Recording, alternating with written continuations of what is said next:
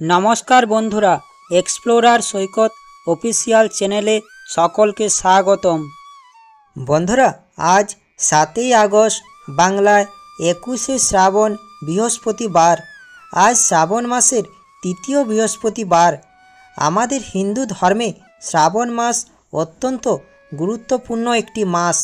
এটি দেবাদিদেব মহাদেবের খুবই প্রিয় একটি মাস।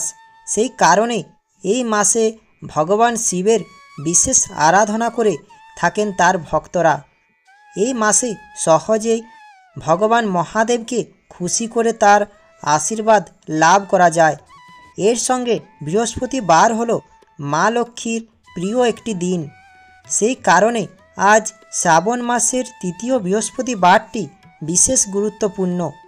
মা লক্ষ্মীর পুজো আজকে সকলেই সম্পন্ন করছেন। আপনারা সকলেই জানেন, মা লক্ষ্মীর পুজো করলে মা লক্ষ্মীর ব্রত কথাটি শ্রবণ ও পাঠ করা অবশ্যই প্রয়োজন। ব্রত কথা পাঠ ও শ্রবণ না করলে মা লক্ষ্মীর পুজো অসম্পূর্ণই থেকে যায়। সেই জন্য আজকের দিনে একবার হলেও শ্রবণ করুন শ্রাবণ মাসের তৃতীয় বৃহস্পতিবারের মা লক্ষ্মীর ব্রত কথাটি। মা লক্ষ্মীর উদ্দেশ্যে প্রণাম জানিয়ে শুরু করছি শ্রাবণ মাসে বৃহস্পতিবারের মা লক্ষ্মীর ব্রত কথা। জগদত্ত বাস করে অজয়ের তীরে, রম্ভাবতী নামে তার পত্নী ছিল ঘরে। ক্ষণকাল জগদত্ত পত্নীরে ছাড়িয়া, থাকিতে না অন্তঃপুরে রহিত বসিয়া।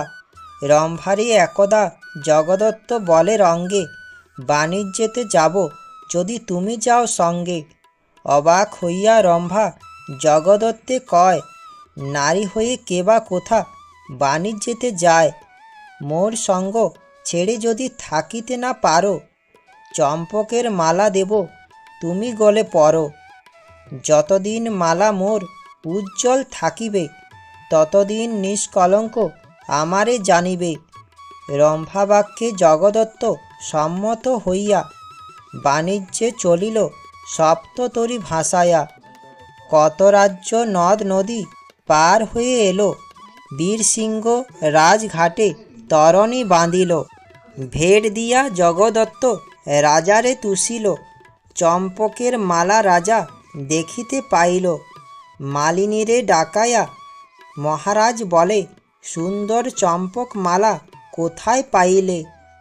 আমারে না দিয়া মালা দিলে সদাগরে, কি সাহস পেয়ে তুমি বঞ্চিলে আমারে।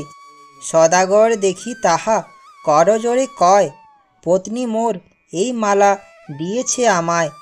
এ মালায় গুণ যাহা শুনো নিপমণি, সুকালে আমার পত্নী হবে দ্বিচারিণী। শুনিয়া সে কথা রাজা কৌতূহলী হইল, দেখিব কেমন সতী নিশ্চয় করিল।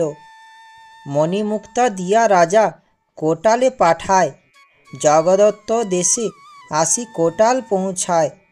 কোটাল উঠিল গিয়া মালিনীর ঘরে, সব কথা গোপনেতে বলে মালিনীরে। লোভে পড়ে সে মালিনী রম্ভা পাশে যায়, রম্ভা পাশে কোটালের নানা গুণ গায়।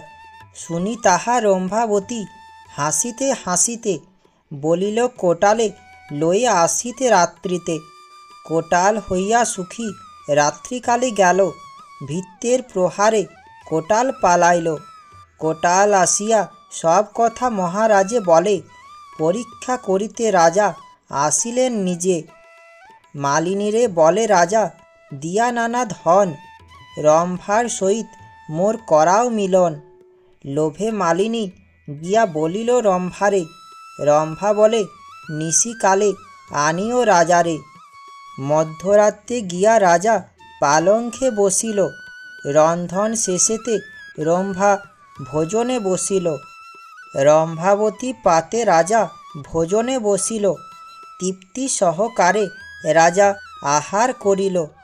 মহারাজ বলে কাছে এসো প্রাণেশ্বরী, রম্ভা বলে মহারাজ নিবেদন করি।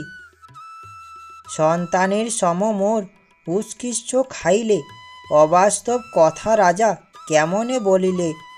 রম্ভার শুনিয়া কথা রাজা লজ্জা পায়, মা বলিয়া মহারাজ ডাকিল তাহায়। রাজ্যে ফিরে গিয়া রাজা জগদত্তে আনে, রম্ভাসহ জগদত্তে মিলায় সেখানে।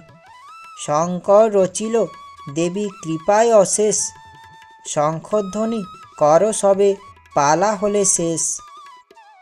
এভাবেতে নরলোকে হয় ব্রতের প্রচার, মনে রেখো সংসারেতে লক্ষ্মীব্রত সার। এ ব্রত যে রমণী করে এক মনে, মা লক্ষ্মীর কৃপায় তার পূর্ণ ধনে জনে। অপুত্রার পুত্র হয় নির্ধনের ধন, ইহলোকে সুখী অন্তে বৈকুণ্ঠে গমন। লক্ষ্মীর ব্রতের কথা বড়ই মধুর, অতি যত্নেতে রাখো তাহা আসনের উপর। এই ব্রত করিতে যেবা দেয় উপদেশ, লক্ষ্মী দেবী তার প্রতি তুষ্ট সবিশেষ। এই ব্রত দেখিয়া যেবা করে উপহাস, লক্ষ্মীর কোপেতে হয় তার সর্বনাশ। লক্ষ্মীর ব্রতের কথা বড়ই মধুর, অতি যত্নেতে রাখো তাহা আসনের উপর। যে জন ব্রতের শেষে স্তবপাঠ করে, অভাব ঘুচিয়া যায় লক্ষ্মী দেবীর বরে। লক্ষ্মীর পাঁচালী কথা হলো সমাপন, ভক্তি করি বর মাগো যার যাহা মন। স্মৃতিতে সিঁদুর দাও সবেও মিলে, উলুধ্বনি করো সবে অতি কৌতূহলে। দুই হাত জোর করি ভক্তিযুক্ত মনে, নমস্কার করো সবে লক্ষ্মী দেবীর চরণে। নমস্কার করো সবে লক্ষ্মী দেবীর চরণে। জয় মা লক্ষ্মী, জয় মা লক্ষ্মী। আশা করি মা লক্ষ্মীর ব্রতকথা বা পাঁচালীটি দেখে ও শুনে আপনাদের ভালো লাগবে। মা লক্ষ্মীর ব্রতকথা বা পাঁচালীটি দেখে ও শুনে আপনাদের ভালো লাগলে আমার চ্যানেলটা সাবস্ক্রাইব ও লাইক করার অনুরোধ রইল। মা লক্ষ্মীর ব্রত কথাটি সকলের কাছে পৌঁছেও দেওয়ার অনুরোধ রইল। ধন্যবাদ।